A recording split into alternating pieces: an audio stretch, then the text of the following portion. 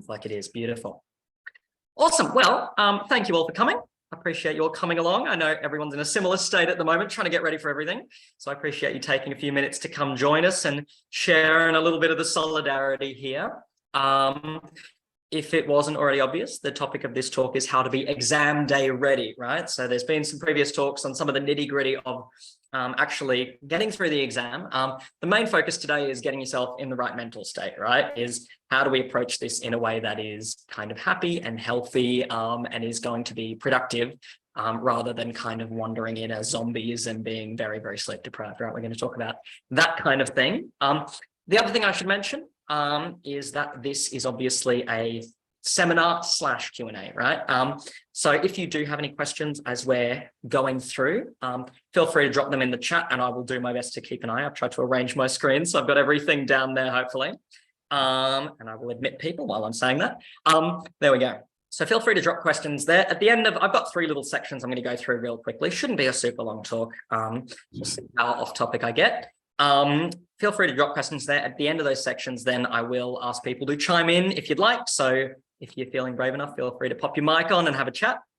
That's kind of the idea here. It is a seminar / Q&A / little solidarity session for everyone here to get a sense of that. We're all in the same struggle here, you know? There we go. I'll admit one more, still coming in.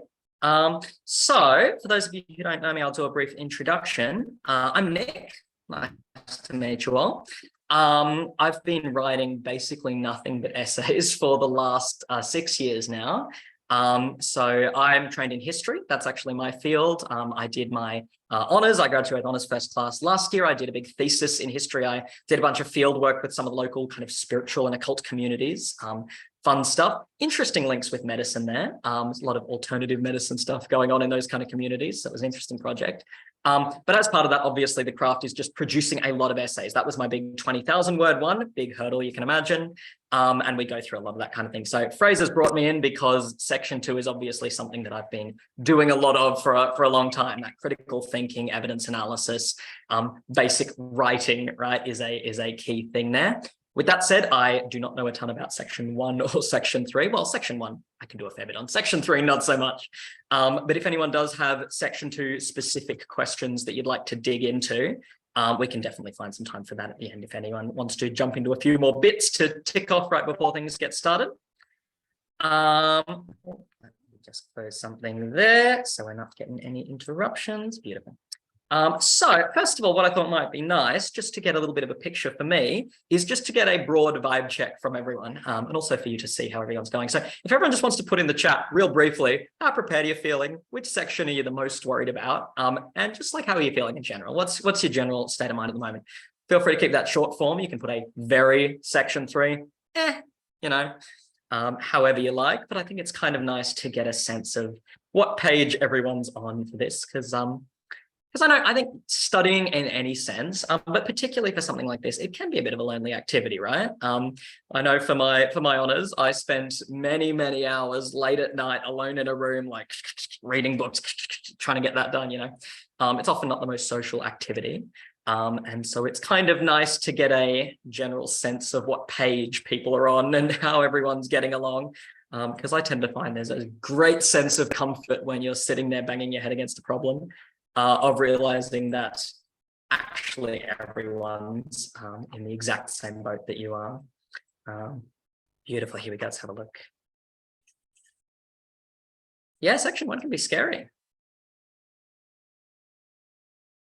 Yeah, and I feel that like it can mean a lot, the GAMSAT. I think we're going to talk about that, but it can hold a lot of gravity as an exam, and I think particularly when you're younger, that can be a very scary thing, right? Because it's a big deal. That's one of the topics for today, so we'll definitely jump into that.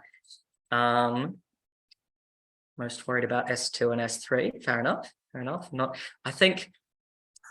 Yeah. Moments of both, Alyssa. I feel that. I feel that the roller coaster of emotions, definitely hanging in there. That's good to hear. And we can play with a little bit of section 2 later if you like. Seeing a little bit of section 2 here. Okay, so we can dig into some of those bits. I've got a few extra bits on that because that's my main area, so we can play with that. Yeah, I will say this is a broad piece of advice for everyone.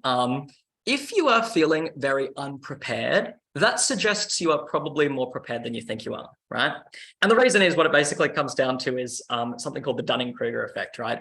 Or I like to think of it in Einstein's terms. He had this brilliant quote about how as the circle of knowledge increases, the circumference of the darkness of ignorance around it also increases, right? And what that means is if you know very little about a topic, you don't realize how much you don't know, right? If you know a little bit about a topic, and if you know a bit more about a topic, then you start to realize the amount you don't know, right? As that circle of knowledge increases, the amount that you realize you don't know just gets bigger and bigger. And I'm very sorry to tell you that that never gets any better. It actually just gets worse. The more you know about a topic, the more you go, oh my God, I don't know anything, right?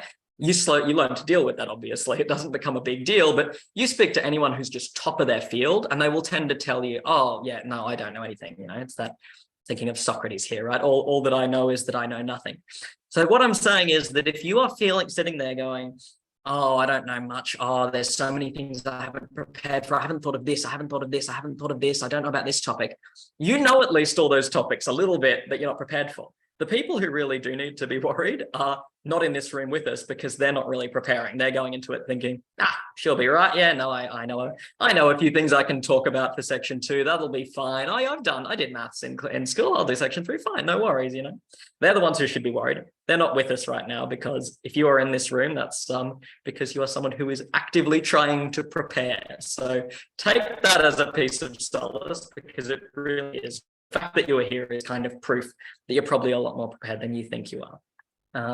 Awesome, but I'm glad to see everyone's a little cautiously optimistic, so that's good. And we've got a few more joining us. Welcome aboard to everyone who's just jumped in. Quickly again, I'm Nick. Briefly, background, I'll bring that up for the folks who just joined us. Background in section 2, background in a lot of creative writing, analysis, that kind of thing. So that's my kind of area here. But let's jump in. So let's talk about mental strategy. This is my first section, right? We're looking at a mid-level range of what are we actually going to do when we get in there, have a look at the exam, how we're going to approach it. And there's 4 big points here that I really want to emphasize, right? Number 1, okay, we're going to remember our Sun Tzu Art of War, right? Our strategy here, divide and conquer. And the reason I say this is because there is a very bad habit that people often fall into of treating the GAMSAT as one big block. What I mean by that is you've got 3 sections. One of them is going to be your strongest and one of them is going to be your weakest. Doesn't matter how good you are. One of them is going to be one you're a little less confident in. And so what people will sometimes do, they'll go in, they'll hit section 1, for example, they'll get through it, but it was a tough one. There was a few questions they weren't sure about. They wanted to do a bit better. You know, they get in their head a little bit. And they get into section 2 and they're feeling like, oh my God, I've mucked it up. I've done something wrong. And you get that spiraling going, right? And you don't want that spiraling. In general, spiraling is not good. In this context, it's even more not good. So it's really, really a good idea. And I know this is easier said than done to try to really treat each one separately. If you struggle with one of those sections, when you hop into the next one, clean slate, hey, pretend it's almost a different exam entirely. It kind of is, right? It's a different section, different deal.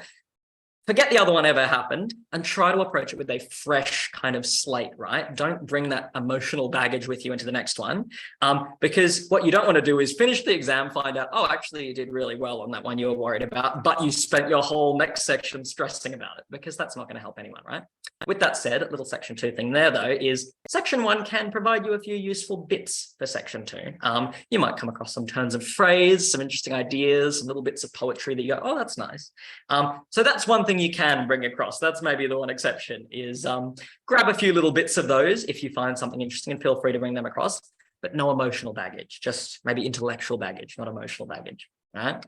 Second one, and this should be a bit of an obvious one, but stick to the plan, right? Now that implies having a plan, so it's kind of a 2-for-1, but it will help if you have some rough plan going into it and stick to that plan, which sounds obvious, but people have this odd habit of preparing really well, having a plan, knowing what they're doing, getting into the exam and going, oh, I think it's time for something different, actually. You know, maybe it's the change of pace, right? People feel like they want to change something up. So this is just to say, please don't do that.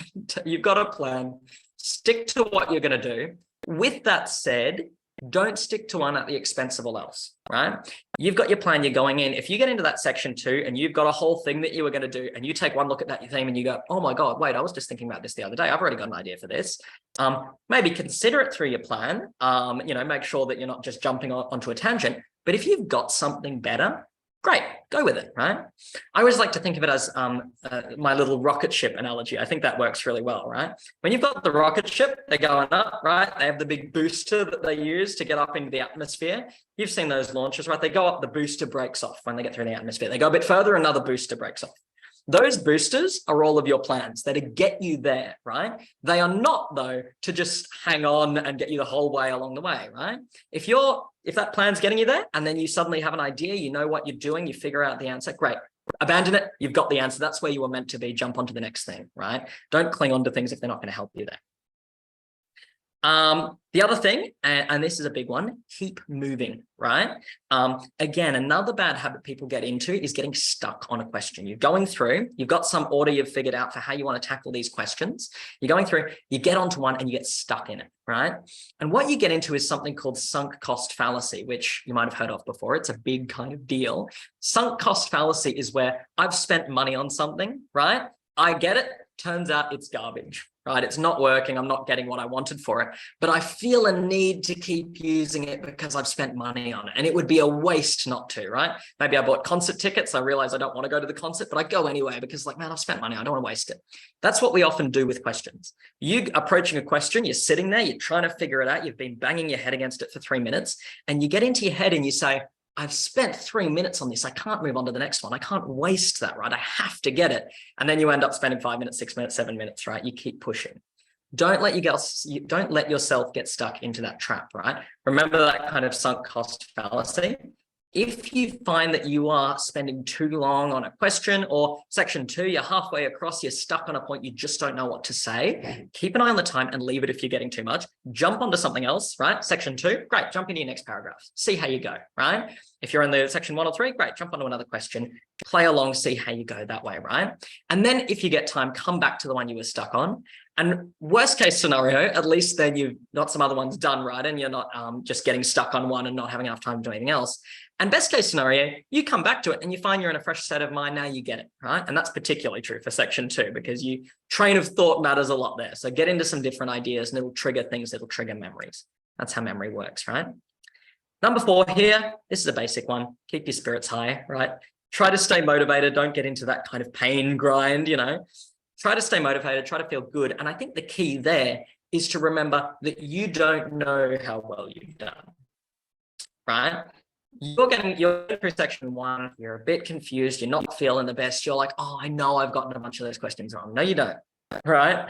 Because if you knew that you'd gotten all those questions wrong, that would imply you knew what the wrong answers were, which would probably imply you knew which the correct answers were. So if you're really feeling like you must have gotten them wrong, then that would imply that you must know the correct answers, which means you must not have gotten them wrong, which means you probably don't actually know that you got them wrong, right? That's kind of the line of reasoning. So keep an eye on that. You genuinely don't know. I know how many essays, how many exams I've done where I've handed in and gone, oh my God, that was a nightmare. I failed that entirely. And you get your marks back and you go, oh, that's nice. Oh, I guess I didn't. So keep that in mind. You don't really know, and tell yourself that. If you're going through and you're feeling a bit demotivated, remind yourself that you have no idea how well you're doing. So might as well assume the best, right? Because that's going to put you in a nice mental state. Last of our little strategy questions. I put some more section 2 specific ones here. Oh, thank you. No, I appreciate that. So section 2, I thought I'd put a few specific ones in here just because, which is helpful because a few people say that is the toughest one. So we can jump into some specifics. I wanted to put some quick do's and don'ts here because I think this is just a nice way to get into it. And I think, again, it's going to be helpful in setting the right mental place for getting into section 2 particularly. Don't think of section 2 as a test of knowledge. It's not, right? And what I mean specifically here is a lot of people, I was having a look over some of the public GAMSAT forums recently and seeing what people are just sharing with each other in a general sense about what they think. And I see people who are going in there being like, yeah, no, I've memorized some Shakespeare, I've memorized some statistics, so it'll be great. And it's like, that's not what they're testing.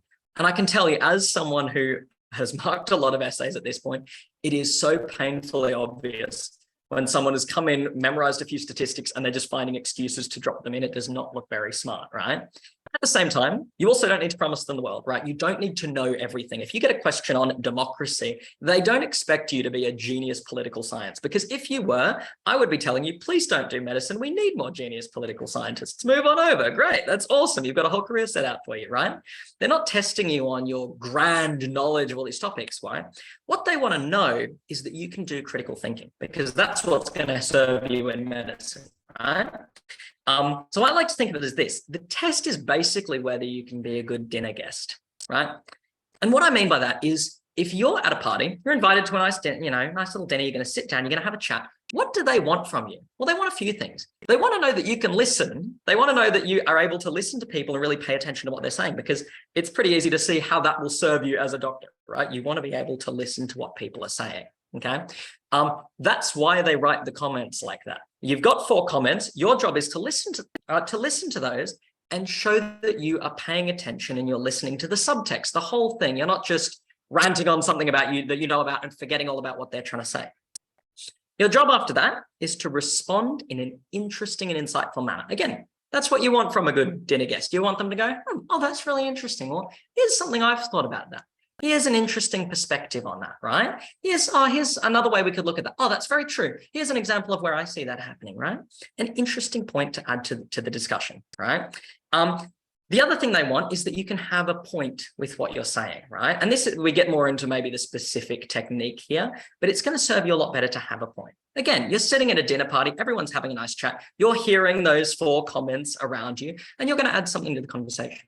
You want to have a point, right? You don't want to just ramble on for hours and hours. I know we'd all like to. I'd love to. I do it all the time, but not in the GAMSAT specifically, right? You want to have a clear point to have. And I think this is the point, again, that will be really optimistic. The main thing that's going to help you do all of that is to have a unique perspective. And I have some very good news for you all. You all have a unique perspective, because we all do, right? You all have life experiences, things you've been through, even media you've consumed, or topics that you just know about, like hobbies, all of that. And all of those things give you a unique perspective on the question, right? And that's what you would think if you're sitting down at a dinner party, right? And you were responding to a question, you would think, how can I bring up something, about myself that's going to be interesting and add to the conversation that's going to be new to these people? That's what you're doing in section 2, right? Something you know about, some perspective you've had, you're trying to add that to the discussion. Doesn't have to be some grand point, some hyper-educated thing. It can be a very personal, very poignant little thing about your childhood, as long as we're adding something interesting and insightful and ideally kind of complex and sophisticated as well to the discussion. It's not about knowledge, it's about your perspective, your insight, and I think even your empathy, right? Your ability to sense those questions a little bit and respond nicely. The key there is you can all do that, right? You have all been a dinner guest at some point. You've all spoken to someone. You all have that ability. The key is translating that into text. That's an extra effort, but at least if we're thinking about that right, we're in the right orientation. Actually, I've got some questions, but that's good because we're on to questions now. That's our next little point. So I'll just answer a couple that have been in the text so far. Someone was asking, appreciate that, Melanie. Someone was asking, should we mention in our essay which quote we selected to write about? You can pick one if you like specifically, but I don't think it's necessary. I think if it's going to help you, that's going to be good. But remember, we're not necessarily responding to one of those quotes in particular. We're trying to look at what is the broader theme, right? Again, maybe this is where the dinner party analogy falls down a little bit, because in a dinner party, you might respond specifically to one, but in this context, we're more trying to respond to the flow of conversation. So you want to look at those 4 comments and you want to think about, what are they talking about? What is the topic here? Maybe the analogy here is you're at a dinner party and you've just walked in, right? You've just walked in, you've gotten a bit late, you're sitting down, you're a bit nervous, and you're like, okay, hang on, what are we talking about? I need to join this discussion. That's what you're doing with those 4 comments. You're trying to figure out, what are we talking about here and how do I add to this discussion? If adding a specific quote is going to help you and it's going to help keep you focused, go ahead. But I don't think it's necessary at all. That's just a matter of personal preference particularly. And in a lot of people have written very good essays where they are not responding necessarily to any of those quotes, but they're responding to the general vibe in another way, in which case that wouldn't work at all. So I hope that answers your question. Do we have any other questions in terms of that broader strategy? And feel free to flick your mics on if you'd like, or drop them in the chat.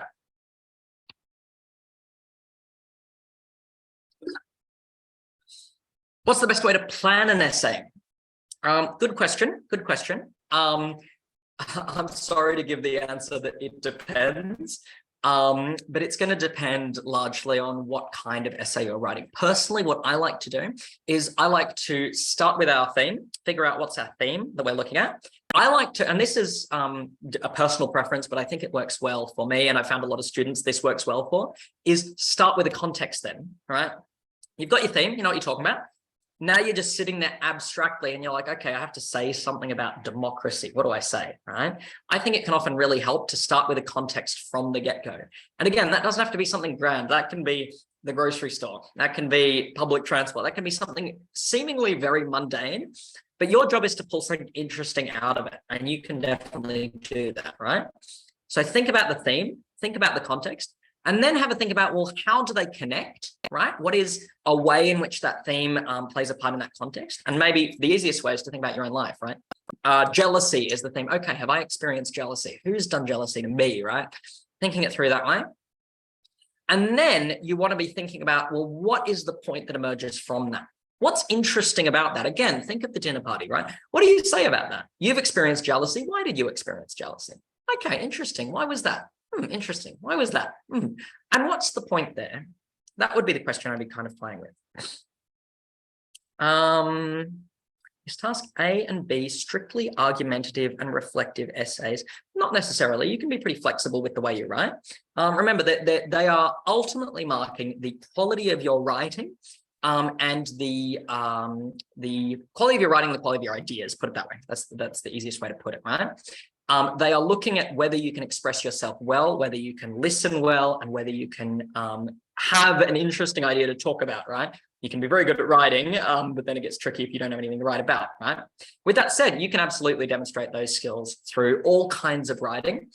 I would say, and this is why Fraser's focuses on argumentative essays, it's going to be easier with an argumentative essay, simply because an argumentative essay has to have a point. A reflective essay, it's a lot easier to get off topic, saying that if you're good at writing that, go for it. And something like poetry, yeah, sure, you can do it, but it's much harder to kind of have a concrete point there. You know, again, if you're an expert, go ahead. That's why I would kind of err towards argumentative essays, because that's why Fraser teaches them, right? It's a kind of formulaic way that you can write a good essay.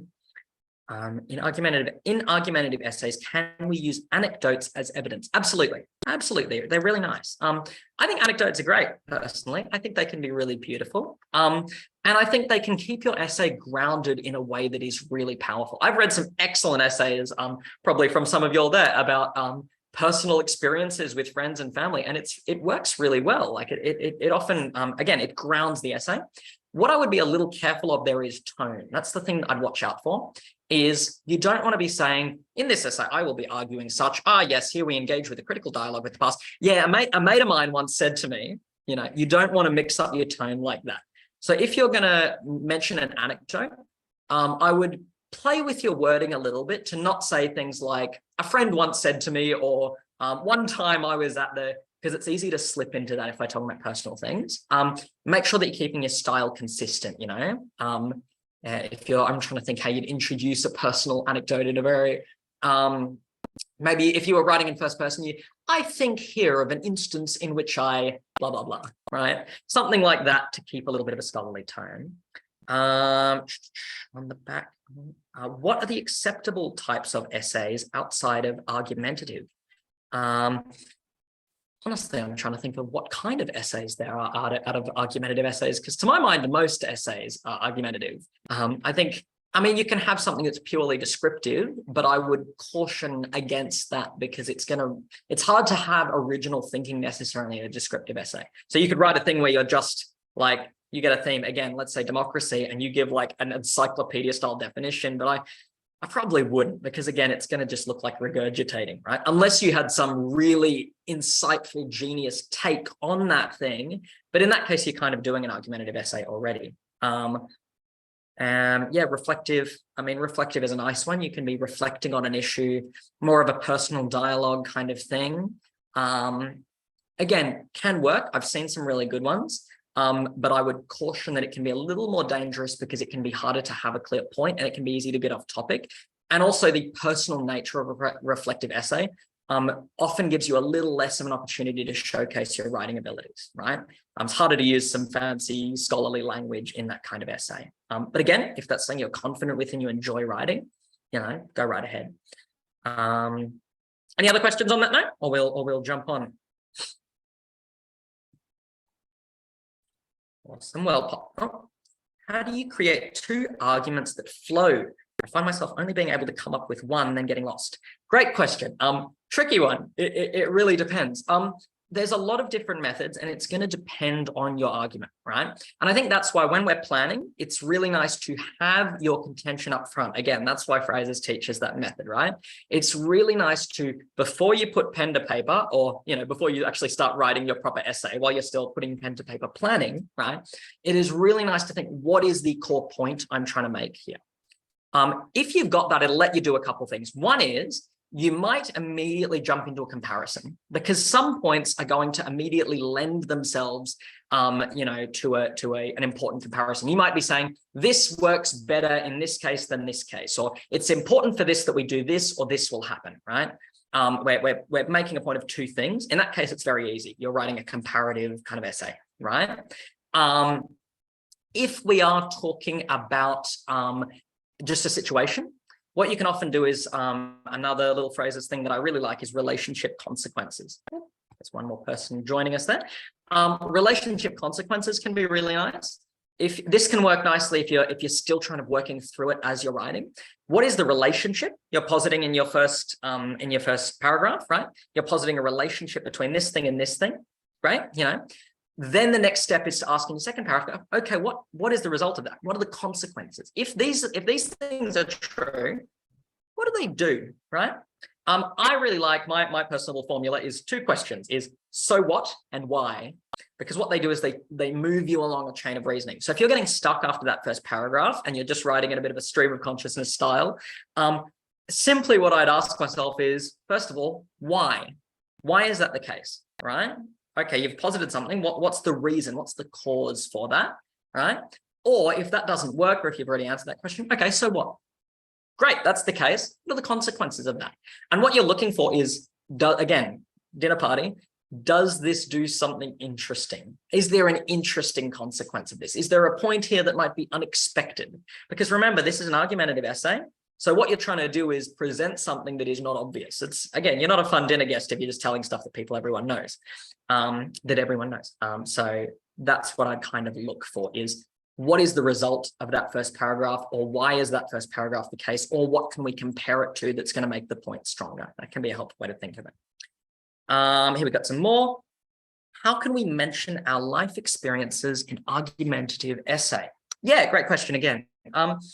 Like I was kind of saying before, I think it's going to come down to it almost comes down to an issue of how do you kind of elevate an experience? And I would say a lot of that comes down to little bits of language, right? If I say to you, let me say, oh yeah, I was having a chat with a mate the other day, and he said to me this crazy thing, right? Does it sound like I'm making a very informed point? Would you call that me doing evidence analysis? You probably wouldn't, right? If I say something like, yes, I recall hearing from a dear friend many years ago, he was questioning this point. If I posit it like in that kind of language, it comes across as a point. It comes across as evidence, right? The difference between evidence and you just saying something often does kind of come down to what you do with it. Anything can be evidence if you treat it in the right way. So I would try to use a little bit of formal language around it. And think about the actual language that you use to describe the event as well. You almost, again, will depend on your writing style, but personally, I would almost detach myself a little bit from it and treat it like I'm talking about an outside piece of evidence in almost a little bit of a clinical way, but you want to still keep that personality in there.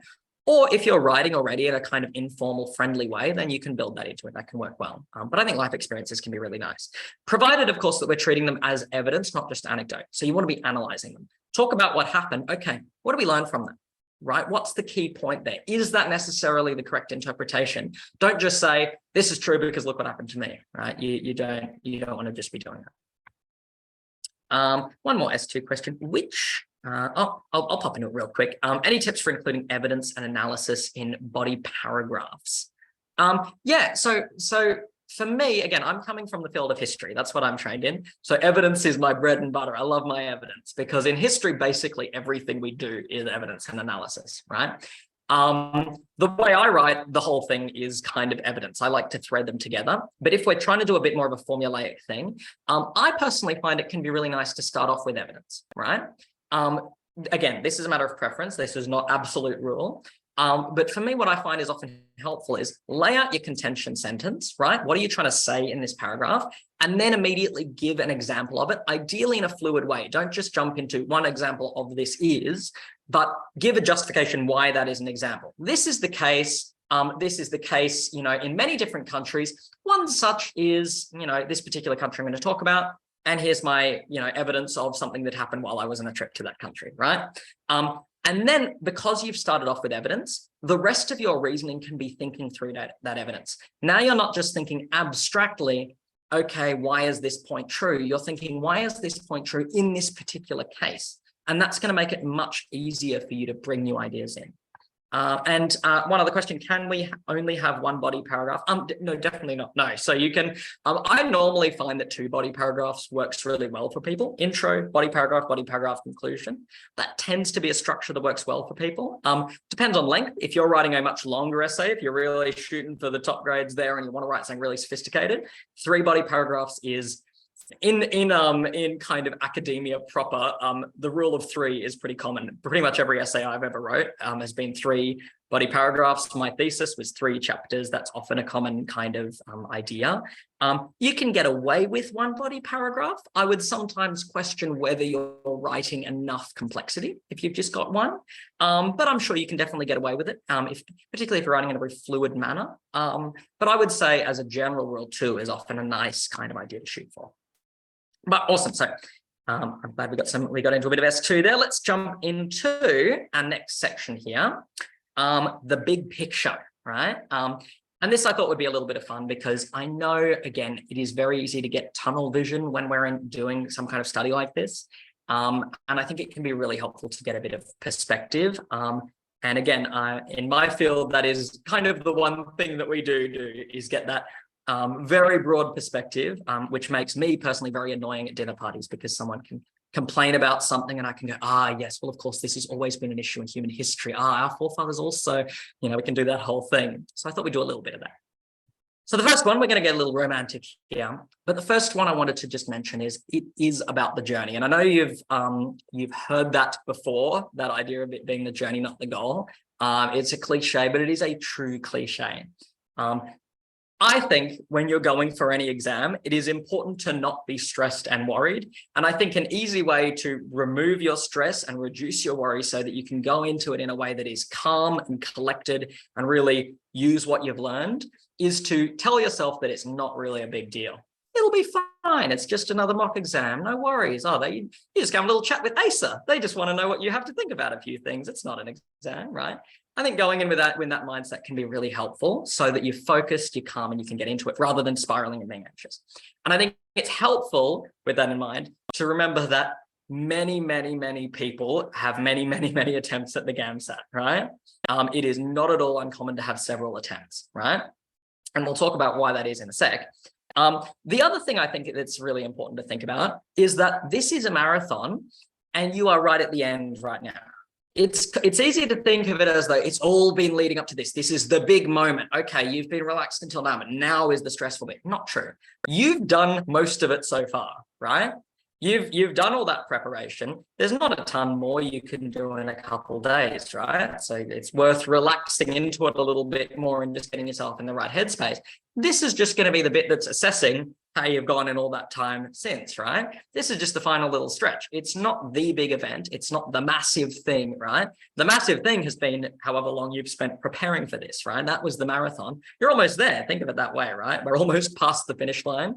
And, next week, hopefully you can take a little bit of a break. I hope you do. I know a lot of you are in uni as well, so maybe that's a bit more romantic thinking, but try to take a little bit of time off at least. And at least you'll have that done. You won't have to be doing GAMSAT and uni work at the same time. But I thought let's come back to this idea of the multiple attempts, right? Because I think it's going to come in here. This is a little test for you, a little revision test. See, get you ready. What is the GAMSAT? What's the point of this thing? Why do we have one in the first place, right? Because there are a lot of different ways to do what they are trying to do, right? Is it a determination of your value as a human being? Is it a judgment of your intelligence and your academic prowess? Is it a really accurate assessment of whether you're going to be able to handle medicine? Or, and let me question this one, is it a rough, blunt, quick, but very kind of pragmatic way of just making sure that every single university student doesn't study medicine because they watched Scrubs and they thought medicine looked kind of fun, right? I'll give you a moment to kind of think about that one, to work it through in your head, right? We're getting there? Here's the answer, right? This is what it is, right? I think the fact you got to think about is this. Why would they put the GAMSAT there in the first place? Well, it's very simple. Medicine is quite a popular field and it has a huge cultural impact. There's a lot of people who would love to do medicine because it has a reputation for being very cool, very prestigious, and very well paying. That's the cultural kind of things surrounding medicine. If you said to everyone, hey, anyone, yeah, you can just come along and do medicine, it's going to be chill, you would have a lot of people doing exactly this, going, yeah, man, that sounds sick. That's going to be so much fun. I'm going to do med, right? So what they think is, okay, we need a barrier, right? How are we going to make sure that the right people are coming in? There's a lot of ways you could do that, right? We do the same thing when it comes to, I'm thinking about what I say, right? In history, we have the same thing. Not everyone can be a doctor of history. It's very strict. How do we do that? Well, we have a process where you spend about 3 years studying with someone, you write a PhD, right? You have to write a big piece of work and then a whole bunch of people come and bully you for your work and you have to defend it against them. And if you do a really good job, they say, okay, welcome to the club, you've got what it takes, right? Problem with that is it takes a long time and it's very expensive. So what they do is the GAMSAT. Right here, they go, okay, we're going to have this way generally of measuring people's aptitude so that we know people have done some study to get in, right? That's what it is. It's a quick way of speeding up that process, right? And that's what you're preparing for. Now, the key there, let's have a look back at this one, right? Is that it is actually this one, that multiple attempts here that we're talking about, right? That's part of the test. If you're coming in here and you're just going, medicine's kind of fun, that'll be all right. Yeah, I'll give it a go. Are you going to come back 2 or 3 times for the GAMSAT? No, you're not, right? But if you're committed to what you're doing, if you really want to be a doctor, you really want to do medicine, you care about this thing, yeah, you can fail once or twice, 3 times, you don't mind, you're going to come back, right? That's part of the test, right? So I think that's the way of thinking about it. Don't see this as some test that is determining whether you have what it takes. See it as a way of seeing whether you're willing to stick this out and put in the time to get in there, right? Rather than just going, okay, fine, I'm off, that's no big deal, right? Just the fact that they have the GAMSAT is a gate enough, because someone who doesn't really care is going to go, oh, that looks tricky, I'm not going to do that, right? The fact that you're trying it here already is probably proof that you probably do have what it takes, right? So I think that's really important to remember.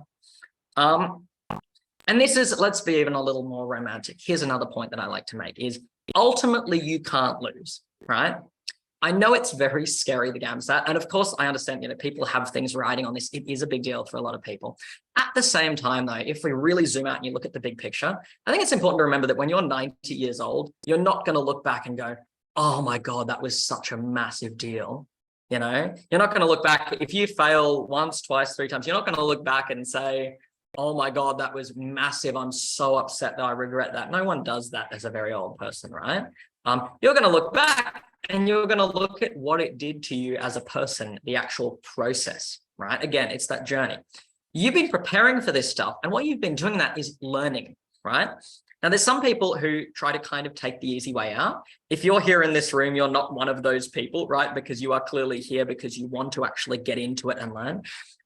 Some people, they just try to grab a few formulas. What's the answer? Great, I'll go into it with that, right? You're not doing that, right? You've actually been approaching this, trying to study, trying to learn a bit. Some of you have been doing a tremendous amount. Some of you have been doing much less. But all of you have been making some effort to actually learn about these things and grow yourself, right? I like the little Sartre quote here, right? To understand is to change, to go beyond oneself. The process of studying for this is not just something you're going to forget afterwards and is going to be useless. It has actually made you grow as a human being, right? All three sections that's true for, right? And I can particularly speak to section 2. If you're learning critical thinking, if you're learning evidence analysis, there is not one day in your life that you won't use those skills. You go on to medicine, everything you've learned here is going to be fantastic. You decide tomorrow that actually it sounds very scary and you're going to become a master violinist. All of these things are still going to be very relevant and helpful in the way that you live your life. And I think that's important to remember. So again, the most of it's already done. The test is coming up, but you've already learned that stuff. And you can get into that test, scrumple it up and throw it across the room. It's not going to take away those things that you've already learned, right? So I think that's important to remember. Again, you can only learn, improve from there, right? And with that in mind, I love this little quote. I came across this in my field work when I was digging through Arthur Conan Doyle stuff. And he said, in writing back home, he was having a rough time. He came to visit Australia. And he was writing back home to England. This is like early 1900s. And he goes, I'm not done for in spite of some ups and downs over here. The ups are permanent and the downs temporary. So all is well.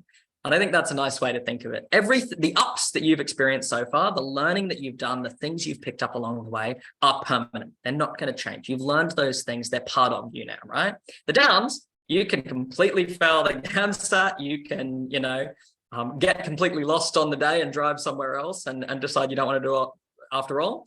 You'll figure something out. You'll go somewhere else in life. You'll figure out all kinds of processes, or most likely you'll come back, you'll try it again and you'll ace it next time, right? There's whatever happens, that is temporary. The stuff you've learned, that's for life. I think that's important to remember. So let's jump back into some questions real quick. Do we have any big, broad, romantic questions about perspective, or any specific questions about perspective or about the role of the GAMSAT or this kind of thing? And I'll jump back to one question that popped in from last time in the meantime. How many words is the cutoff for section 2? While you're thinking about some questions there. How many words is the cutoff for section 2? I don't believe there is a cutoff. I would say if you're worried about cutoff, I would say you are probably going to do fine, because that must mean you are capable of producing an immense amount of work in a very short time. So as far as I'm aware, there's no specific cutoff, and it's not really something that you have to worry about. Off the top of my head, I would say most essays that I've seen and marked, and particularly the good ones, often end up somewhere in the range of half a page to a page, but they say that there's no rule, and there is no rule for a reason, right? Because it's very possible to write a very concise essay that gets some genius point through very quickly. And it's very possible to write a very long essay that is a rambling nightmare, right? So it depends on the point you're going to make. I wouldn't worry about length. I'd really just try to focus on, again, dinner party. Have I made the point that I'm trying to make? What should we do when we feel our perspective might be too common? Okay, we're talking about, I see what you're doing here, Manjot. We're talking about our specific perspective of section 2. Again, I would bring it down to those whys and those so whats, right? I think I often like to teach the idea of this. When you're looking at a perspective on a section 2 area, you want to come in with an argument. If you have an argument, you want to have a counter argument, right? And usually the way that arguments work, especially when we're talking about like philosophy here, is they work in what we call a dialectical process. Yeah. Someone says something against that, they argue, something new comes out of that, that forms the new thing. Someone argues against that, something new comes out of that, and it keeps going. It's a conversation, right? You can do that in your head. So you look at the theme, you say, okay, it's democracy. What do I think about democracy? Well, I think this. And then the next thing you do is go, okay, what's the problem with that? Okay, well, maybe I've got a problem with that. Okay, I guess someone could argue this. Well, what would I argue against that? Maybe I'd say this. And each step of that way, you're getting more complex with your argument, right? It's getting more interesting. You're adding more elements into the argument, and you can get into something really sophisticated that way, just by kind of comparing those thoughts against each other. And the nice thing about that is you don't have to have ever thought about this before. You just have to try to have that little conversation in your head, rather than just thinking of the first thing to say about that and then writing it down, thinking of the first thing you'd say about that and then saying, okay, what could I argue against that? Great. What could I argue against that? And honestly, even 2 times, I would say it's probably enough, right? What's the first thought? What could I argue against that? What could I argue against that? There's my point. And as a general rule, I'd say that will often get you to an interesting point where you're making something that's a little interesting and curious. Context is going to help with that as well, because if you've got a unique context and a unique theme, chances are it's not a common argument that's going to be really obvious, right? Because again, if you're bringing your unique perspective onto it, great, awesome. Again, you've got to think of yourself, what is an ASA marker not know about? Plenty of things, right? You can probably try to imagine some rough demographics for what an ASA marker, is like and what they know about. You can think of your rough image. Chances are you've got a lot of personal experiences that you know that can be really helpful then. Awesome. How are we going for time? Not too bad. Not too bad. I believe this was booked until well, it's 6:45 in my time. I'm over here in Brisbane, but I believe we've got 10 minutes and then another half hour we can jump into some Q&A, but I'll be around anyway. So let's just jump into a few practical tips. I thought this could be helpful just to finish off, just to jump into some actual specific useful things that could be helpful. And let me start off with this one, because I know pretty much all of you, a lot of you I know are doing it on Monday, but it's in the next few days for everyone. So I want you to think about this. Please do not cram, okay? Please don't get into that kind of very toxic habit of getting in there, staying up, like I've said here, the day before the exam, reading and revising until it's 2 a.m. You're a hollow husk of a human being being fueled only by caffeine and spite, right? You know, we're not going to do that one, right? Because the fact is, there is going to be a lot of questions on there. There's going to be a lot of interesting things on that section 2 theme, and you don't know what they're going to be, right? You don't have a way of predicting that. You can try to cram in as much study in the next few days as you can. Maybe you'll get lucky, and maybe a few of the things that you study are going to be relevant. But I don't think that's going to be worth it in view of the stress that's going to create. I would really recommend the day before taking a little bit of time to relax a little bit, taking some time off, taking some time to calm yourself down. And that's going to help a lot more than getting into that exam and being like, oh, yeah, man, I know one question, but I'm only fueled by caffeine right now and I have not slept, right? There's a lot of studies at this point to back that up, that cramming really does not help.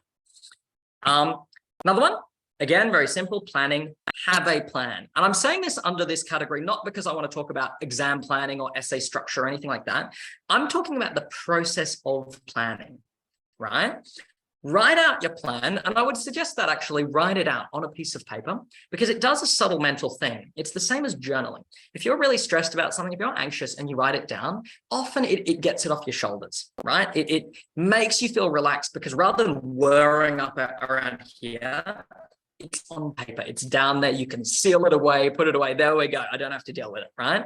And I think it'll give you a real sense of security. And this doesn't have to be really complex, just having some idea of how am I going to approach those questions, in what order. Section 2, what am I going to do when I get in there and see the theme? Am I going to think about context? Am I going to think about counter argument first? Am I going to try to connect it with this one particular theme that I know a lot about and I want to talk about? You know, have just some rough idea for how you're going to approach it, because it's going to calm your nerves a lot when you actually get there on the day. And again, maybe that plan's really simple. Maybe you abandon it halfway through because you find a better idea. Great. But having the plan in the first place will really help relax you and help you go into it with some sense of focus, right? So I think that's really important. Now let's get real practical. Get yourself in the zone, right? This is going to be a big one. Again, you've got to remember that studying and exam taking is not just a mental exercise. It is a fully embodied exercise, okay? You're not just a floating brain in the world of ideas, zapping electrical signals down. That's not how it works. You are a human being there, and there's a lot more going on than just that, you know, frontal lobe, right? So it's important to take care of all that, so it's going to be in the right state. And you should know all this, right? This should be pretty simple to all of you, considering the field you're going into.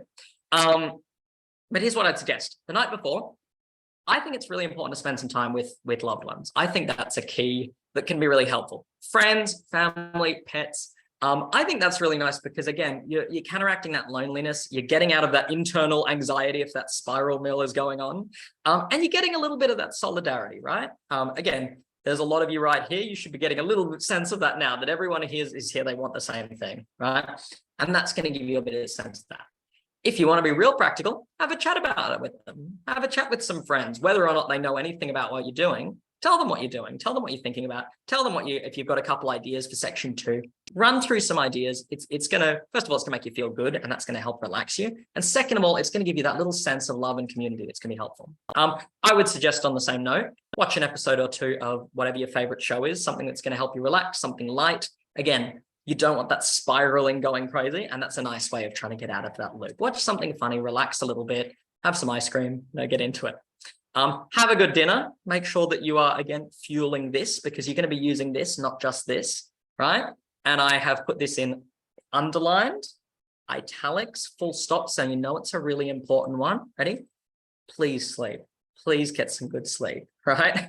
Again, on the cramming point, please do not stay up all night doing that. Trust me, I know, I've done it, okay? It's worked on occasion, but it doesn't work all the time, and usually it's a lot more nefarious than it is good. So please get some good sleep so you're feeling refreshed on the day. On the morning of, again, very simple, have a solid breakfast. Make sure you're fueling yourself. Be careful with caffeine. Like I know I need my coffee, so that would be a big one for me, is to definitely have coffee. But just have a quick think about what you're going to do. Be intentional about what you're going to do. Don't wake up that morning and go, oh, I'm feeling a bit jittery, I'm going to drink 4 Red Bulls and then jump into it. Not going to help you. Maybe have a think the night before. What does coffee normally do to you? Okay, what will be the clever decision here? If it's going to make you jittery and nervous, maybe a good one to take a pass. I think music's a fun one. I think it's an obvious and it's a silly one, but it's true. Hype yourself up, put on something that's going to get you in the zone as you're driving over there, as you're getting there, as you're getting ready in the morning. Try to again, put yourself in a good mood. And again, that I know this is a very cliche one, but it remains true. Mindfulness here, deep breaths, stay present, don't spiral. At the end of the day, keep reminding yourself, you're in a room, hopefully the aircon's working okay, and you are filling in some bubbles, you're writing down some bits, right? That's what you're doing at the end of the day. Yes, there's big future things. Yes, there's careers. Yes, there's all of that. You don't know about any of that yet. That is all in the future. Try to stay present in that moment and get through it that way, because focus is the name of the game here. If you are focused on the exam and you're not thinking about every other thing, it's going to really help you do well on it. The last point I want to make here, and I've been saying this all along, but I'm going to reiterate it here, is I think solidarity is really helpful, right? Again, studying can be a very lonely thing. It shouldn't be, and it doesn't need to be, right? So I want you to remember that all of you in this room right now are probably feeling exactly the same thing. You're all feeling a bit anxious, a bit underprepared, hopefully a little bit optimistic, right? But that is the normal thing. When you walk into that room, you are going to be there with however many people who are all feeling that exact same feeling, right? There might be a few of them there that are feeling like, yeah, oh no, I've got this, I'm going to get 100, I'm not worried at all. Those are the ones that actually should be worried. So don't worry about that. You are in a room full of people that are there to do the same with you. Let's have a look. What was the other point there? Everyone there with the exam was the same thing. I think that's another point there to remember. You are almost by definition going to be middle of the pack. So people often get into that comparison mindset. They look around. Also, everyone has a tendency of doing this. If you are in a group of people, everyone looks a lot more prepared than they feel. So everyone's there. They're like, oh, yes, look at me. And you look at that person and you think, wow, they look really prepared. Oh my God, they must have studied so much. And they look at you and they go, oh my God, she looks so prepared. Wow. And you're all doing that to each other. And so everyone feels like the one person who hasn't prepared. Statistically, it is just not true. Again, if you are in this room, then you are automatically not at the bottom of the pack, because the people at the back have not been paying any attention and have not been preparing. You're here because you're trying to prepare a bit, right? So that is proof that you are at least in the middle ground there. And definitely, absolutely statistically, right? There are going to be plenty of those people with you who have prepared absolutely much less and are not going to do anywhere near as good as you. And there's going to be people who are going to be just absolutely incredible, and they're going to write an essay, and their ACER marker is going to go home that night after reading that essay and rethink all of their life decisions, because they've been shaken so much by the genius inside of it. Both of them are going to happen, right? So keep in mind that you're in the middle there somewhere. It's fine. The front and then the back have been taken care of. So you don't have to worry about that too much, right? Everyone's anxious, everyone's in this together. I think that's a really key point. Awesome. So that's everything I've got to go through. Thank you all for having a listen there and for jumping in. I hope there's some helpful tidbits there. I hope at least that's given you a little bit of a sense of relaxation and calm and peace there. But I've got some more time to hang around here. I believe this was originally scheduled for the next half hour or so. So I'm more than happy to hang around and answer some questions. If you want to flick your mics on, feel more than welcome. Otherwise, if you'd like to pop some questions in the chat, go right ahead. And again, if you have questions that you would like to ask to the group, not necessarily to me, please feel free to go right ahead, because I think, again, nice opportunity. You've got a nice bunch of folks here who have all been doing the same thing. And I often find it's an interesting, I'm talking, by the way, so that you've got time to formulate questions, so you can have a think while I'm padding for time here.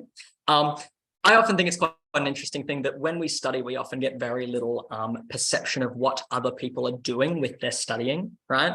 I know, I think it was in my second year of my studies that I ever actually read someone else's essay. And I remember being like, oh my God, you can do that in an essay, right? So I think it can be really nice to actually have a chat with other people and be like, what are the basics? What are the basics? What time do you guys study at, right? Like how much are you guys doing? What have you been doing? Just like the real basics, because you very quickly find out people are doing completely different things. I've enjoyed that, marking with Roses, because I see a tremendous amount of different essays. So many of them are completely different, and not only different in the ideas, but different in just the basic senses of structure, the way they put their thoughts together. And in a really creative way, you find really interesting differences that people are coming at different directions from. Alrighty, so let's have a look at these. Do we have any questions yet? Let people formulate a little bit more. We can head off early if everyone's feeling good to go. I will say again, Section 2 is my thing. If people have any Section 2 specific questions, I'm happy to get into that too, if you want to make use of that opportunity. Or if we have any general mindset mentality questions, that's perfectly good too. Excuse me. Yeah, how's it going? It's my first sitting, so I don't know what it looks like. I just wanted to know whether we answer all of the questions on computer. Yeah, it's a good question. Like I said, so my field is history, so I haven't actually personally sat the GAMSAT before myself. What I've focused on is the writing portion that I've done a lot on. So I'm not actually 100% sure how it's always formulated, because I think COVID mucked things up a little bit and changed things around. From what I understand, a good chunk of it is done on the computer at least, because I think it's not the Middle Ages anymore. I think we do it typically that way. But I believe at this point, everyone's been sent some info as far as like your venue, where you're going, what time, all that kind of thing. And I would hope they would have all the details there. Oh, there we go, all computer. So here we are, we've got the real community support coming in here. Yeah, I can't stand writing in like physically. Although interestingly, I remember reading a study a little while ago that apparently you retain information a lot better if you write it physically. So I have a lot of respect for those of you who have handwritten notes, because it is actually better for your study, but I can't do it there. Oh, I hadn't thought about the typing noise. That's a good point. I feel like there's going to be guaranteed one person everywhere who's just clacking. You know what I mean? That angry clacking the whole way. Maybe that's like the little power move. Someone. I guess for earplugs, yeah, no, that makes sense. Calm things down a little bit there. I feel like there'd be a sense of pride in that, you know? You can just hear that, like everyone, that furious clacking, and there's that sense of like, okay, we're all in this together. We're one big machine here beating this test, you know? I can't stand a quiet exam room. There's something very intimidating about that, you know? Invigilators just stalking down the hallways like that. If everyone's clacking, there's a little sense of community in that.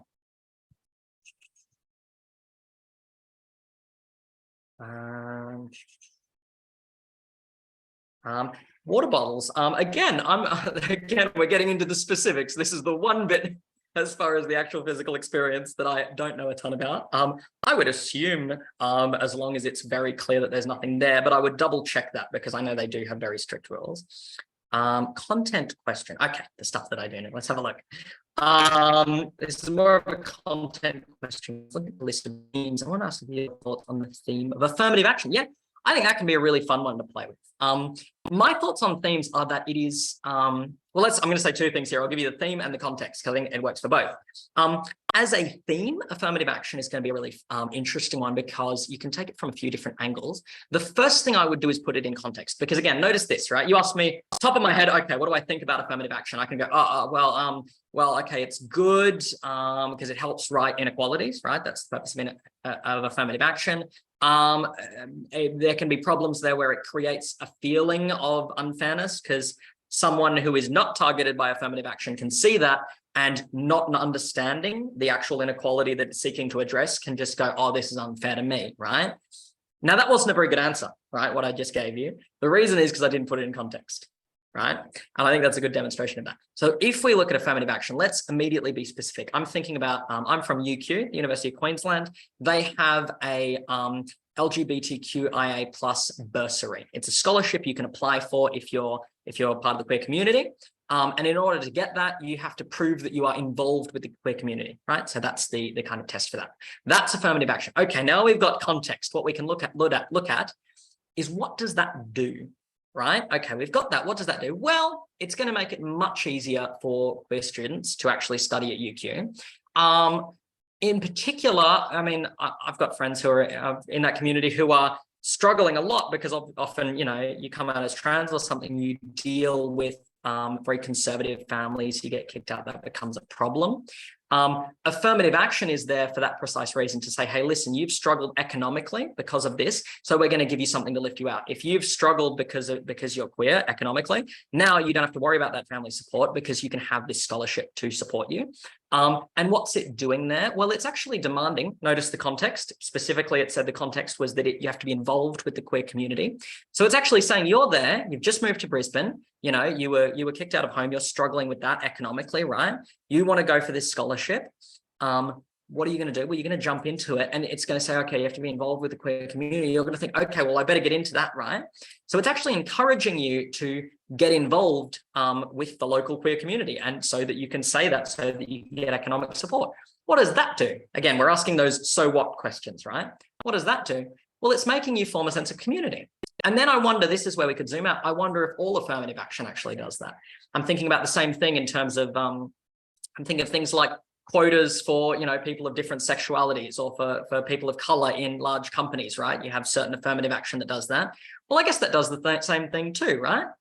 If you're the only person of color at some massive company, that's quite an isolating experience in a lot of ways. It's probably quite nice if you've got a few people who you can share experiences with, who are on the same page and realize some of the experiences you go through.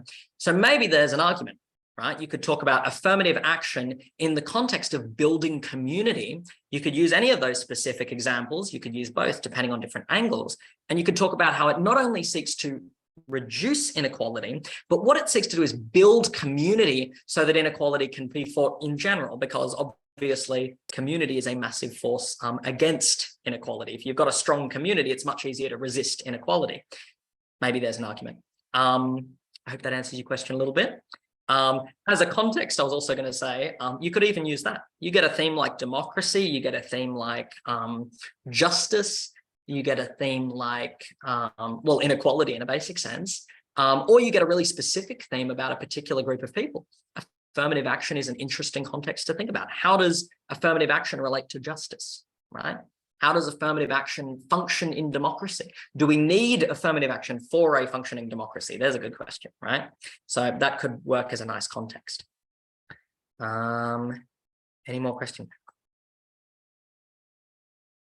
So let me say, first of all, Gemma, I have my tutorials this week with all my students. We've been going through specific themes that people don't know much about and trying to fill in some of those gaps. And almost every single one of my students has mentioned democracy as a tricky one. So you say, and everyone always prefaces it by saying, oh, this might be a silly question, I might be the only one. You're not the only one, and no one's the only one. That's why, again, it's why it's nice to have everyone in one room here. base ideas or good places to research. So again, what I would look at with democracy, I would first of all nail it down a bit. What is democracy? Democracy, quite simple, is the rule of the people. If the people are in charge, you have democracy, okay? At a most basic level, democracy is something that we see societally. When we think democracy, we think voting, we think the government. Is that the only place where democracy functions? Not at all. Lots of things are democratic. If you have a system in society anywhere where there's more than one person, right? And where people are making decisions, there is a question of democracy, right?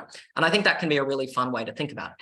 How about democracy in schools? Do schools have democracy? Well, not really. In a school, you have a class of kids, they listen to the teacher. Is that democratic? Not really. There's some interesting pushes at the moment to make it democratic. My mother's a kindergarten teacher, and she was telling me a little while ago about the regulating body she's under actually requires her to go around at the start of every day and ask the kids what they want to do that day. Now, they don't have to listen necessarily, but they do a little survey.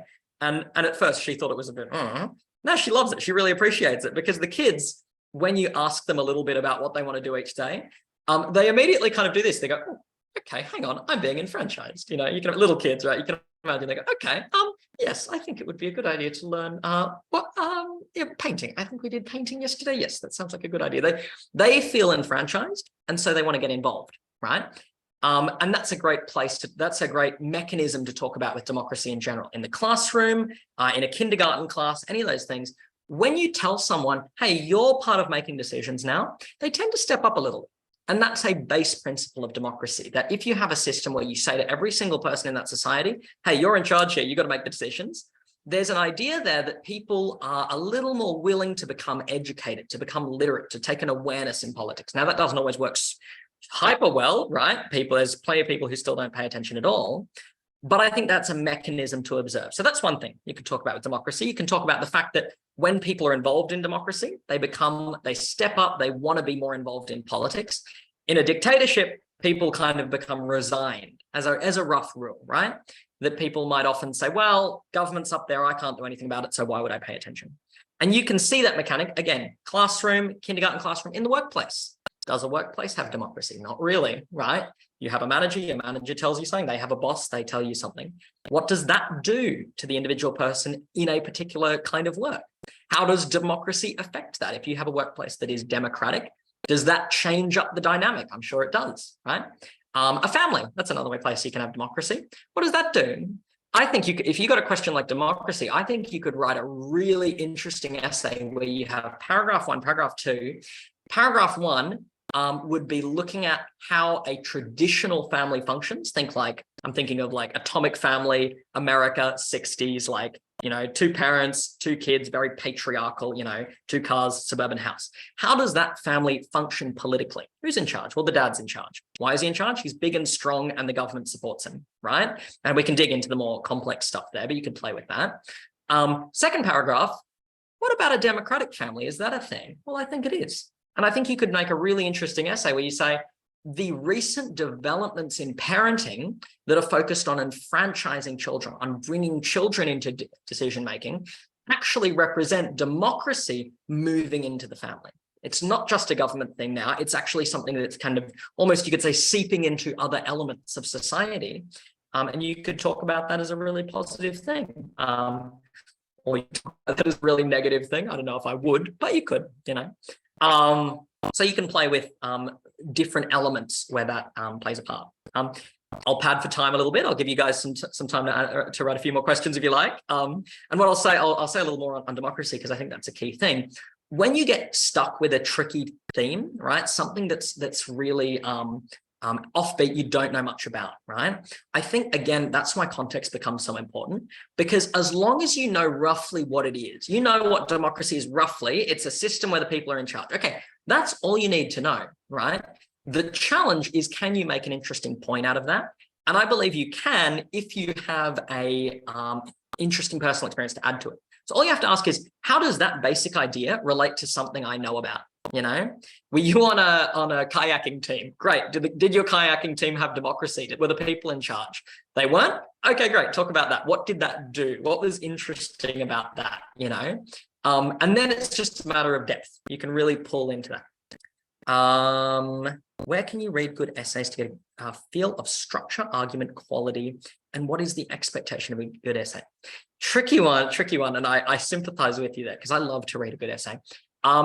There's normally a rule in terms of essays. I know there's a big, Fraser's has like a little essay bank of some tough questions, but it almost has like a big warning label on it because there's a very dangerous proclivity that people have when they go into an essay that they've read one else and they go, great, I'm going to copy this. And even subconsciously, people kind of do that, and it lets them get chained down. That's why we try to focus on the strategies and formulas rather than just giving you something to write off of. I would honestly say in most practical terms, the way to go would be to Google what people have done. People have examples of, top level essays. You can find them all over the place.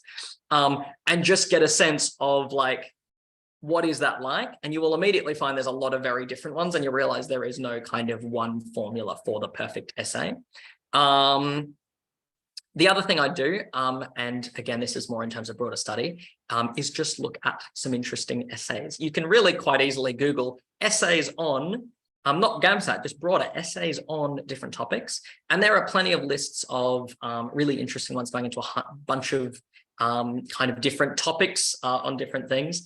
And that's usually a nice way to start because you can pick up a few ideas that you can use in it. But as far as structure, argument, quality, and what is the expectation, there isn't really an absolute rule. It is very dependent on the exact argument being made. I would say, again, my rule is the dinner party rule, right? Is this something that would impress? You're having a dinner party with the Ace of Markers. They're all there. They've invited you around to see if you're going to go do good on the GAMSAT, and they turn to you and they say, well, what do you think about democracy? Well, what do you say? If you think it's something that would be genuinely interesting to someone and expresses some real thinking about a topic, then you're probably pretty good. I think that's the rule, right? Could you please advise on more generic themes? Okay, I love Shannon.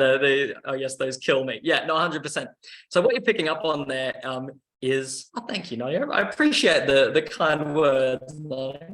And yeah, Shannon, you're 100% right. Putting it into context really helps.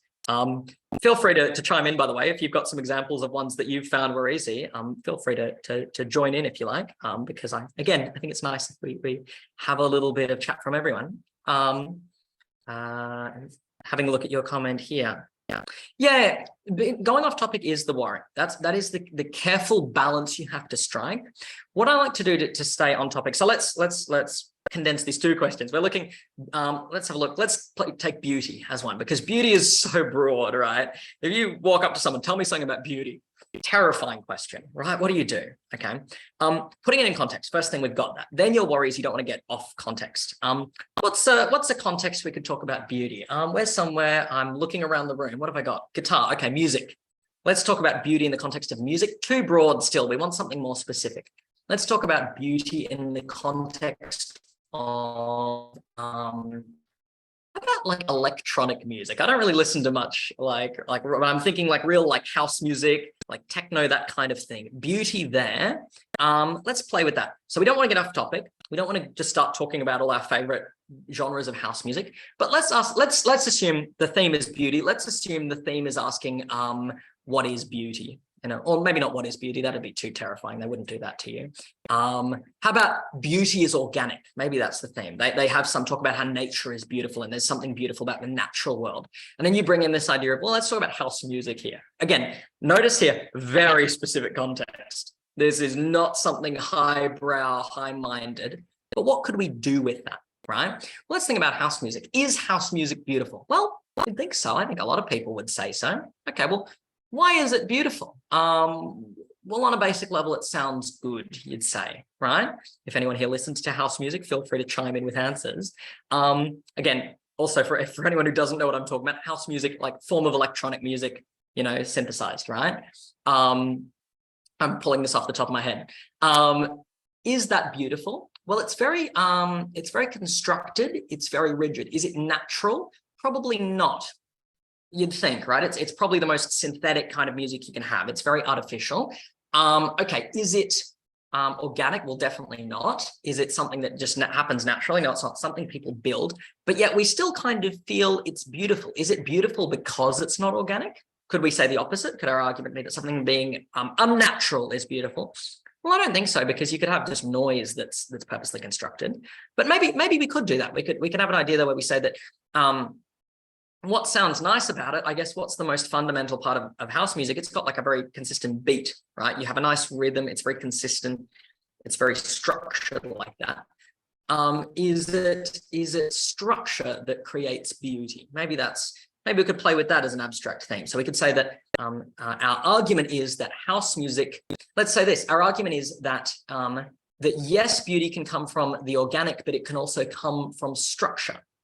And maybe probably a little abstract there. Maybe I picked too hard a theme for myself, but I think we could play with it. Let's go through paragraph 1. What are we doing? Structure. I think we talk about the fact that you put each beat into a particular very clear structure is what makes it beautiful. If it was very offbeat, it would immediately not sound good. Oh, that's interesting. So it is the structure. Okay, so Aaron, notice how in that piece of evidence, by making it specific, now it's much easier to talk about because we have an example. Okay, so it's the fact that it specifically the beats have to be in order to make the music sound good. That's where the beauty comes from. If they're out of order, it's no longer beautiful. Okay, so we've proven that point in this little instance. That is the structure that creates the beauty then. And now we don't know where to go yet, because that's our first paragraph. We've done that. Paragraph 2. Well, what does that suggest? Does that suggest something interesting? Well, why? Well, let's ask that why question. Why does that sound good? Why do those beats sound good together? Well, here's something I remember reading a little while ago. I don't know if this is necessarily true, but I think it could be a fun direction to take it. Is that there's something about music that brings people together. And there's something about following a similar structure that brings people together, right?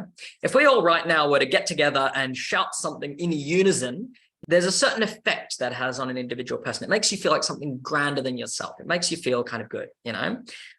So maybe we could argue, oh, this could be interesting, ready? It is the structure of the music that actually creates the beauty. Paragraph 1. Paragraph 2, though, the reason that structure creates the beauty is because it resonates something within us, within people. It makes us feel like something bigger. And I think there's 2 directions we could take that. One is we could say there's another form of structure. So it's structure and it's community. So it's not just the organic that is beautiful, but it's structure that is beautiful. And its structure is beautiful because for us to have structure, we have to have community. And our argument then that it is community that creates something beautiful, right? We're getting a bit abstract, but I think if we nailed that down with some specific examples, we could have something really fun there.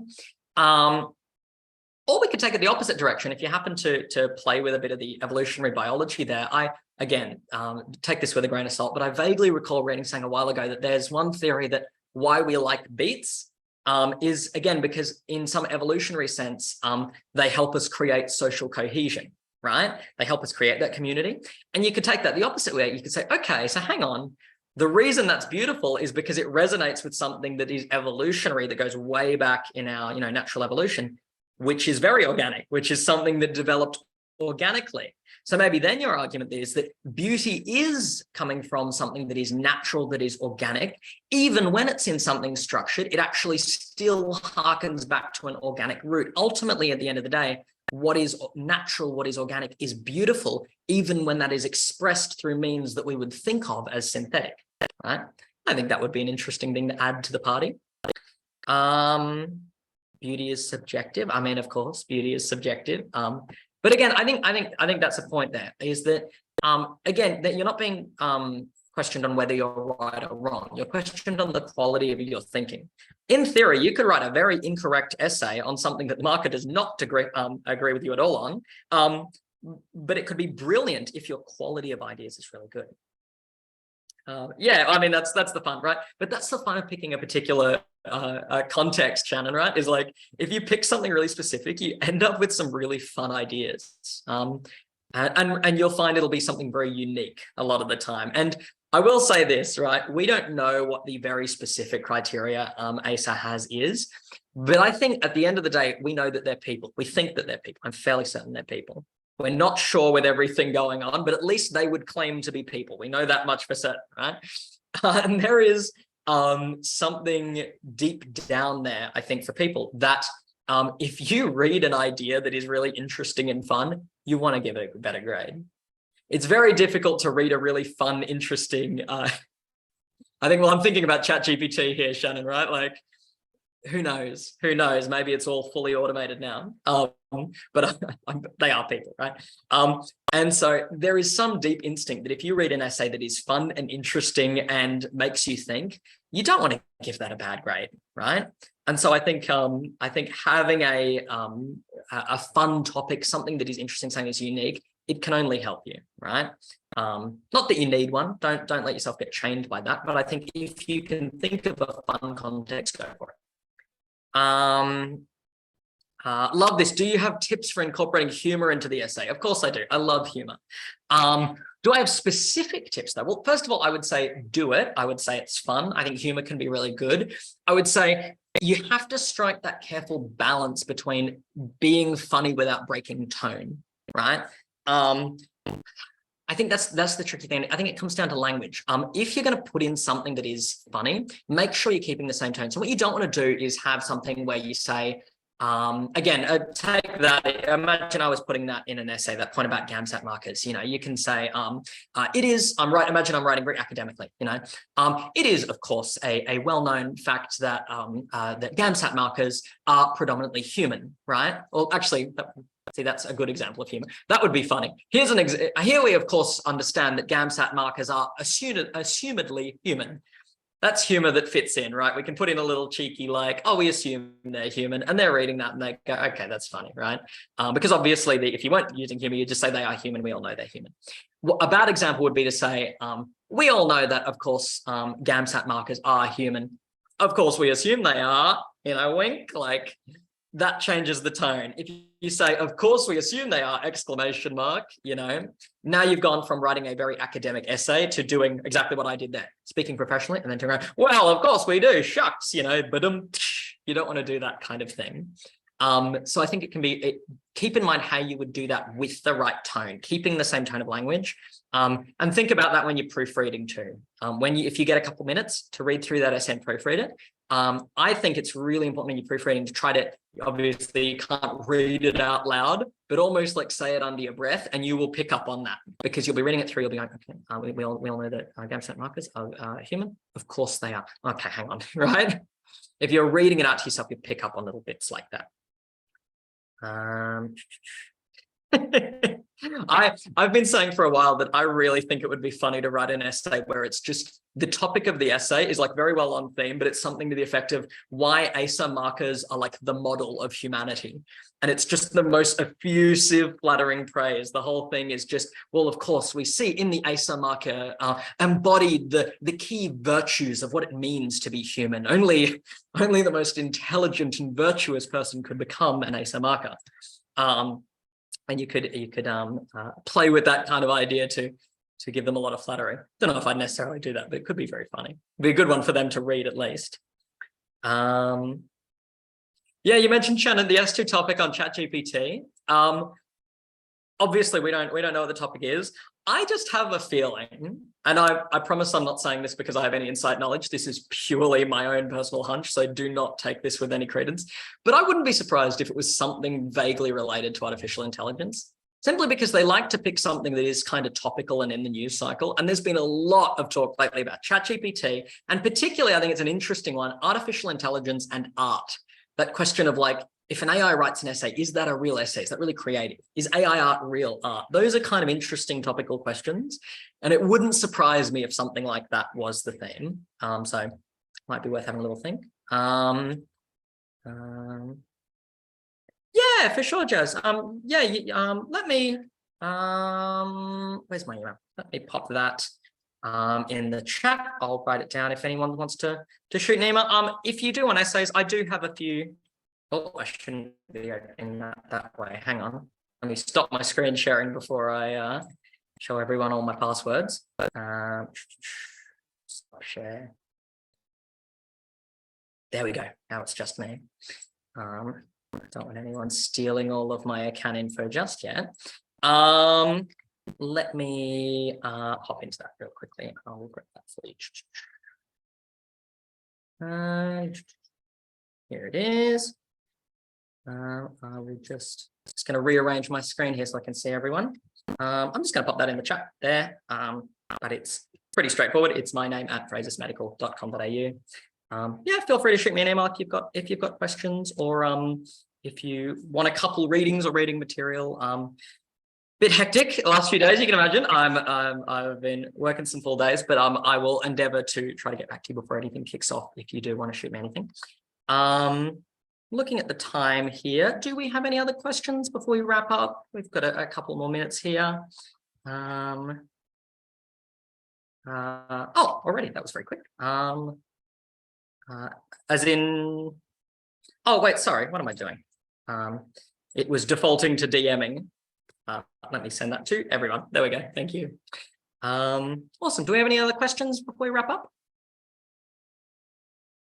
Any narrow ideas to join AI? Okay, AI, what could we think about?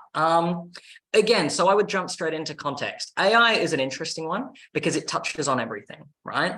It is, first of all, at a very basic level, ChatGPT can think about any topic, right? And if it can think about any topic, then there's a question of, is it useful to any topic, right? Let's think of some specific context. Where would you go? Baristas, basic example. And again, I'm not, when I'm thinking of context, I am not doing some genius level process. I'm literally thinking, oh, what's the first thing I can think of? Baristas, there we go, coffee shop. We're trying to think of mundane things that we all have experience with. We all know what a barista is. We know how coffee shops work. Well, let's ask the first question. Can you have an AI that makes coffee? Sure. Yeah, you can make an AI that makes coffee. I've seen them in Japan. They have some, they're very cute. They have little eyes. They come through a little robot arm. They make you a coffee. At UQ, they have one that makes you bubble tea. It's lovely. Okay. What do we think about that? Is there something interesting there? Well, if you immediately notice something interesting, you can ask an interesting question. Just to be specific, AI, artificial intelligence. So we're thinking here of things like ChatGPT is the big one, but any way of automating the thinking process, right? So in a basic sense, we're talking here about robots, and specifically we're talking here about robots that can think and speak. That's the basic idea here. Helpful one. Thank you for reminding me to go through that. Okay, let's ask that question. If a robot can make coffee, is that good? I mean, yeah, I'd say so. It's nice to have a coffee. Is there something not good about that? Well, maybe, because I don't know, if you went to a cafe every day and there's a robot making your coffee, is that necessarily a nice experience? Well, it's probably a little bit lonely, isn't it? So maybe there's a point there about how and maybe we could zoom out a bit there. Now that we've got a specific example, maybe we could say something like the use of AI to automate the economy, right, is causing a decline in social interaction, right? Or we could even say, we can even go even more radical. It's causing an increase in isolation, right? If everyone's just dealing with AI, it's very hard to feel a sense of social connection. Paragraph 1, we could give that exact example. If I go to the coffee shop, there's a robot making my coffee every day. That's fun the first few days. After a while, I start to think, man, it'd be nice if the barista was back there. I was enjoying the little chit chat, right? That's nice, that little thing. I'm looking at Shannon. AI is replacing functions, but not people, relating to the argument of lessening of jobs to things that could be automated. Yeah, looking at automation as a jobs issue, I think is a really, really interesting one there. Loss of community is also a great one. I always like to say, when it comes to the idea of AI making people lose their jobs, I always like to ask this question. Imagine, we close this, an hour later, I knock on your door and I say, hey, I know you're busy studying for the GAMSAT. I got you a gift. It's a Roomba. You go, how did you get my address? I go, don't ask that question. Here's your Roomba, right? I hand over a Roomba to you. I say, listen, you don't have to vacuum anymore. So don't worry about vacuuming this weekend. You've got some more time to relax, get some study done. You'll be good. I want to help you out. I leave. Do you sit there and go, well, I mean, obviously, first of all, you go, how did he get my address? But after that, do you go, oh man, he gave me a Roomba. He's taken my job. I normally vacuum for an hour every Friday. And now, this is not good. Or do you say, wow, that's nice. I don't have to vacuum anymore, right? Interesting question. Why does it work that way in the economy? Why is it that when certain jobs become automated, we don't go, oh, great, okay, we don't have to do those jobs anymore, great. Well, the people who did those jobs, they can retrain, we'll give them a little break, give them some time to relax, like, hey, great job, you did your time. Now we'll let you hop back into uni and retrain in something else, we'll maybe have a little holiday first, because take a break. and then jump into something else. And now we all have less work to do because it's been automated. They were saying that back in the Industrial Revolution, obviously, when factories came about, that was the idea. They said everyone will have to work 4 hours a day. Why did that not happen? That's a really interesting question to kind of play with, because then you're digging into politics, you're digging into economics, you're digging into technology, you're dealing into culture, all of that kind of thing. Awesome. Well, what I might do is I will, because it requires further advancement in the complexity of basic jobs. So, yeah, well, I think that's another point as well, that if AI is taking over jobs, it's typically taking over the more basic jobs, which to me is freeing people up to take on more complex tasks. You know, I'm not worried about AI coming for my job anytime soon, right? Because I asked ChatGPT, I asked it for like a history essay and it did weirdly well. And I was like, hang on a minute. I was like, can you do my job? And it's like, no, I can't do evidence analysis or analyze bias. And I was like, okay, good, we're fine. But yeah, as far as higher order thinking, it can't really do. I joke, it can write a few good essays, but it can write some really bad ones too. It likes to lie. It's very good at lying, very confidently too. And so it can't take over higher order thinking. And so there's something utopian there to think that, well, if AI is coming along and it's taking over all the basic copywriting jobs and things that are kind of a bit less interesting, then surely that's going to be good, right? I know people have been using it to write cover letters for jobs, and there's a question there of like, was anyone really enjoying writing cover letters? No, great, that's taken care of, you know, that kind of thing, it can take care of, and that becomes an interesting question. If anything with AI does come up, I would ask yourself this: what's a context that you know about? What's a job you've done? What's a sector of the economy you know a bit about? What's a hobby you like? Simply ask, can that be automated? If yes, is that a problem or not? If no, why not? And that's an interesting question, because then you're digging, if you ask why not, you're digging into the question of what is it about it that makes it real, you know? But awesome, I'm looking at the time. I will stop the recording here so we can finish off. But I enjoy the little chat and I've got an extra couple minutes. I'll stick around if we have a few extra questions afterwards. So for everyone watching afterwards, I hope this was helpful. See you then. And I will figure out how to stop the recording. Where is that one? My buttons have changed around. Maybe I'll keep the recording. Oh, here it is. Stop recording. There we go. See you then.